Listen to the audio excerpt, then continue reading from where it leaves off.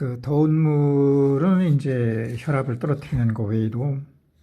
류마티스 아스라이티스 같은 것에 주먹이 앉아질 때 40도 이상이면 뭐 1번 내로다가 좋아지는 좋은 혈관 확장제인데,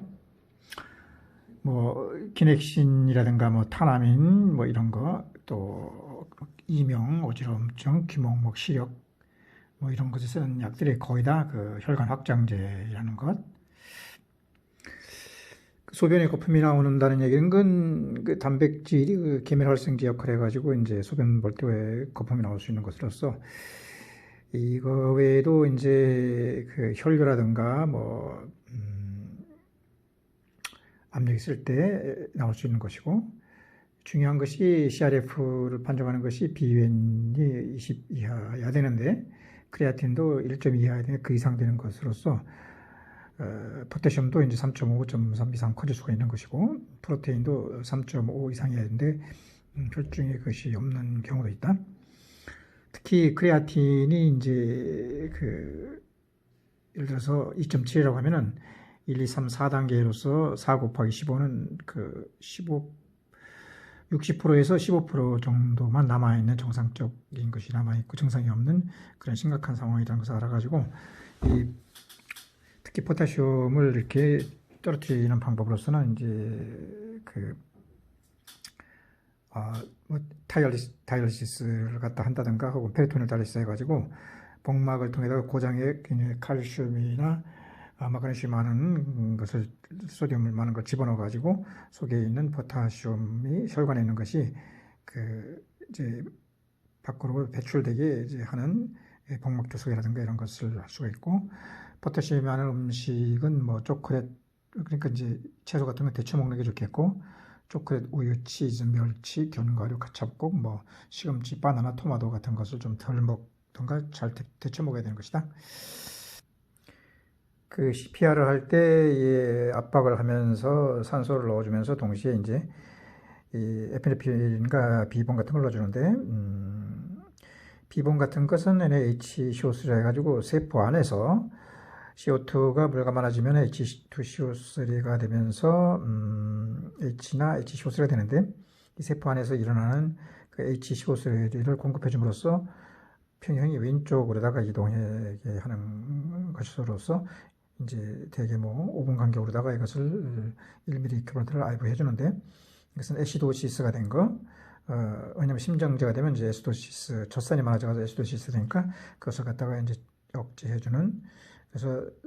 수소 이온을 작게 한다는 것은 포타슘을 작게 하는 것과 똑같은 역할을 하는 것이고, 에피네프린도 역시 마찬가지로 말초를 수축하고 이제 중심을 이제 확장한다는 얘기는, 다시 말해가지고 기관지도 확장한다는 것이 되는데, 에피네프린과 같은 것으로서 이제 알파토 아고니스틴, 뭐 살부타몰, 기타 그 네블라이저로 쓰고 있는 벤토리넥 같은 것이 전부 다 이에 해당되는 것으로서, 이것이 들음으로써 이제 기관지를 확장해가지고 CO2가 빠져나가면 이제 산전기 평이 왼쪽으로 셀 안에서 움직이기 때문에 이제 그 산증을 개선할 수가 있는 것이고, 아까도 얘기했지만 다이얼리시스라는 것이 페리토니얼이든 혹은 또 뭐 그 다이얼리시스 기기를 이용하든 간에 이 고장에, 그러니까 그 마그네슘, 칼슘, 소듐이 많은 액체를 이렇게 이용해 가지고 그 반토막성질을 이용해 가지고 포타슘을 밖으로 뽑아내는 것인데, 이 수지를 갖다가 예를 들어서 이제 뭐 CA 이 칼슘이 들어있는 그 황산염 수지 같은 것을 NMR을 한다 하더라도, 이것도 대장에서 역시 똑같이 그 반토막 그 다이얼리시스 똑같이 이제 나트륨이 들어간다는 얘기는 물이 들어간다는 얘기고, 그러니까 대장에서 이제 그 직장으로 집어넣은 직장에서 물을 흡수하게 되는데, 이 흡수하면서 칼슘, 마그네슘이 들어가면서 반대로 이제 포타슘이 밖으로 나오는 그 원리를 이용한 것이면서, CRF에서도 이제 비유엔 크레아틴 말고 이제 포타슘을 줄이는 노력을 갖다가 이제 해야 한다고 했던 것이고, 포타슘은 정상치가 이제 3.5하고 5.3인데, 이보다 훨씬 적은 경우에는 이제 하이포칼레미아라 해가지고 그 피카르스 다음에 유파가 나타날 수가 있고, QT가 원래 440인데 이제 그보다 더 커져가지고 토더스 포인트가 될 수가 있는 거니까, 싱싱한 시금치나 바나나를 줘가지고 포타슘을 공급하고 KCl2 2앰프를 노멀 셀란에 믹스해가지고 아주 천천히 아이브로 해야 되는 것이다. IM 하는 것이 아니고 빨리 하면 이제 어레스트가 오는 것이고, 혹은 포타슘이 많아지는 약물이 있다. 이제 코에라베도 이제 A계통 약이라든가 또 이제 스파이놀락토 같은 이노제는 포타슘이 많아지게 하는 것을 넣을 수도 있는 것이다. 그래서 이제 3.5, 5.3 정상보다 많아지는 것이 이제 5.7 정도 되면 이제 CRF가 시작되는 것이고, 이제 5.3하고 6점에서는 이제 피크 T파가 나타나는 것을 익혀지셔 봐야 되고, 7 이상 되면 이제 P파가 감소하다가 없어지게 되고, 이제 8 이상 되면은 PR 간격, 다시 말해서 QRS가 넓어지게 되는 것이고, 이제 9 이상 되면은 사인파 반트리컬 플러터가 나타나는 것이고, 10 이상 되면 이제 어레스트가 오게 된다. 그래서 이제 정상이 3.5, 5.3보다 큰 5.3부터 6 사이에서는 제일 처음에 할 일이 이제 노멀 셀레는 희석해 주는 것도 좋겠지만, 그보다도 이제 그걸 하면서 동시에 그 카리메트산, K 엑셀레이트 혹은 캐치온 엑스체인지 레진이라고 하는 수지인데, 이것이 이제 칼슘과 그 H2SO4는 항상이지만 이 HSO4 혹은 또 CaHSO4 3라고도 하는데, 일단 이런 그 칼슘이 붙어 있는 그 수지를 그 대장에 에네마를 함으로써 아까 말했듯이 이런 그 고장액이 들어가면은 이 직장 근처에 있는 그 혈관에서 포타슘이 밖으로 빠져나오면서 속으로 소디움과 칼슘이 들어가야 되는데, 소디움이 많아지면 이제 얼서가 생긴다는 것을 조심해야 되고, 이렇게 이제 카리메트산을 갖다가 관장로 해주기도 하고, 또 하루에 2번 정도 그 50cc 물에 먹여주기도 한다. 그래서 이제 이런 카리메트산의 관장이나 먹는 것 말고도 노마셀레인과 그다음에 포타슘을 떨어뜨리는 이뇨제가 이제 그 라식스라든가 퓨로세마이드 같은 것을 하루에 2번 정도라든가 혹은 또 IV를 해주기도 하고, 또 아까 말했지만 이제 HCO3 기가 있는 그 B본을 넣음으로써 세포 내에서 이제 산염기 평형이 이제 왼쪽으로 가게 해가지고 CO2로 배출되게 하는 것이면서, 이런 것들은 주로 이제 그 투여하는 방법이 되게 5% TW라든가 노마셀란에다가 이제 섞어가지고 1내지5mg을 2내지5g을 갖다가 이제 IV를 할 때 조심해야 되는 것이고, 그다음에 이제 하이퍼텐션 약도 검토해가지고 포타슘을 떨어뜨리기 위해서 이제 A계통 약을 이제 라든가 스포너 같은 것을 이제 해서는 안 되고, 그 CRF가 있으면은 이제 포타슘이 많으니까 그 CRF가 있는가 없는가, 왜 이제 포타슘이 많아진가에 대한 검토를 해야 되는 것이다. 그래서 이제 그 6하고 7 사이가 되면은 인슐린을 갖다가 서브큐터나이브 하면은 이제 포도당이 또 이렇게 혈관 내에 있는 그 인슐린이 들어가면서 동시에 이 혈관 내에 있는 그 H이온, 그러니까 포타슘 이온도 셀 안으로 이렇게 들어가게 되는 역할을 하는데, 이 포도당이 들어가기 때문에 이제 FBS 측정해가지고 너무 당이 떨어질 수가 있으니까 50% 포도당을 활용을 하는 것이고, BST를 수시로 체크해야 되면서,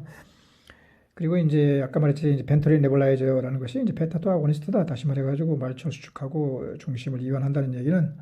다시 말해가지고 이제 코로니 아트리라든가 트라키아도 확장해가지고 처린을 만드는 것인데, 이래 되면 이제 이것이 하는 일이 이제 탄산가스를 배출해버리면서 평형이 왼쪽으로 가기 때문에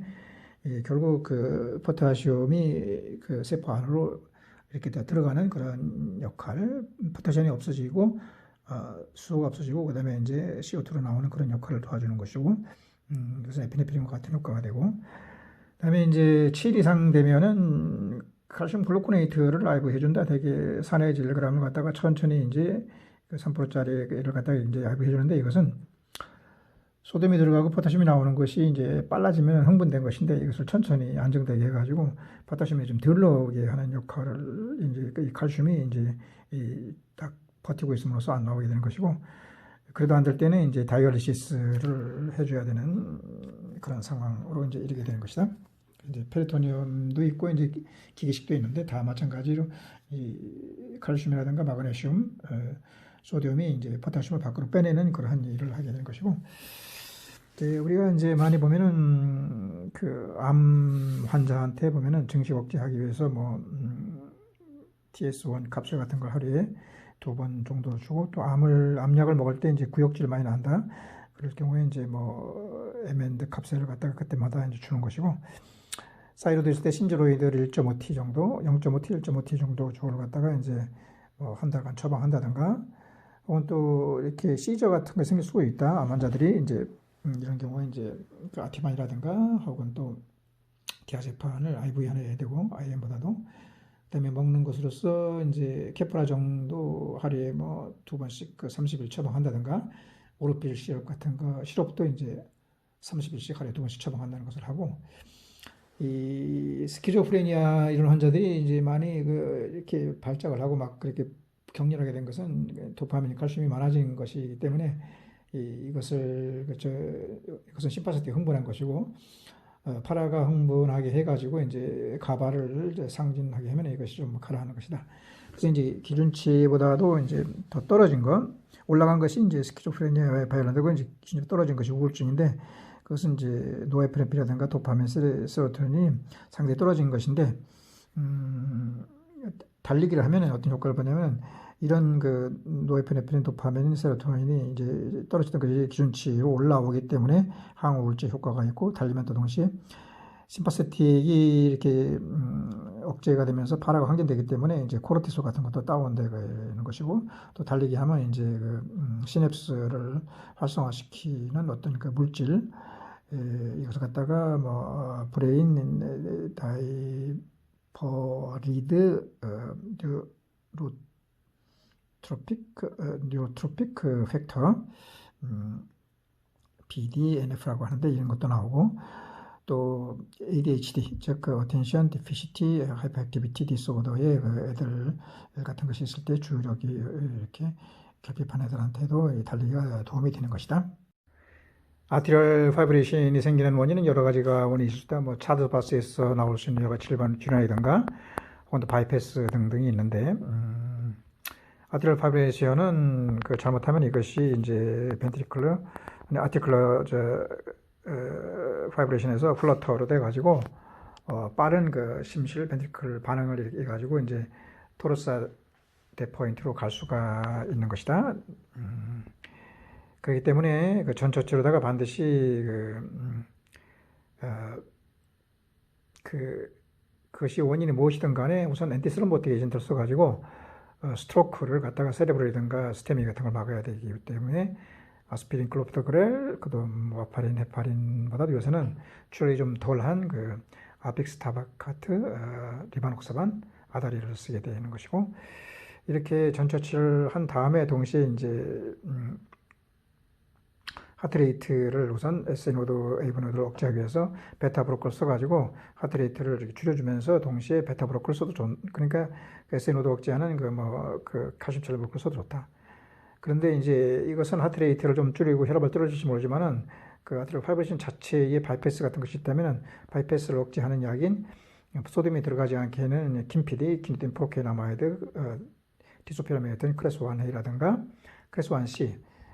뭐 알라피닌다람이 프로파놀을 받는다 해가지고 뭐 프로파페논 같은 약을 쓰기도 하고, 그다음에 이제 이것은 소듐이 들어가는 거고 포타슘이 안 나오게 하는 그 클래스 3인 아미오다나는 소타련의 그 IV라든가 PO를 하고, 물론 이제 DC 카디오버션이 있으면 이제 등 쪽에다가 이제 해놓고 이제 사람을 물르게 한 다음에 DC를 해주는 게 좋겠고, 그러니까 이 DC를 하든 간에 파마콜로지컬 일렉트로 카디오버션 하든 간에 일렉트릭을 하든 간에 파마콜로지컬 카디오버션 하든 간에 전부 다 전처치로다가 이제 그 엔티스롬보틱 에이전트하고 베타브로커라든가 칼슘제를 썼던 것이고, 그다음에 이제 다 끝난 다음에 그 레프트 아트리움에 그 펄모널 베인이 들어오는 데에 바이패스를 갖다가 라디오 프리퀀시 카테터 아빌레이션을 뭘 해준다든가 이런 조치를 해야 되는 것이다. 그리고 이제 다시 한번 그 아트럴 파이브레이션이 생기는 원인을 정확히 파악해가지고 그 원인을 제거하는 노력을 해야 될 것이다.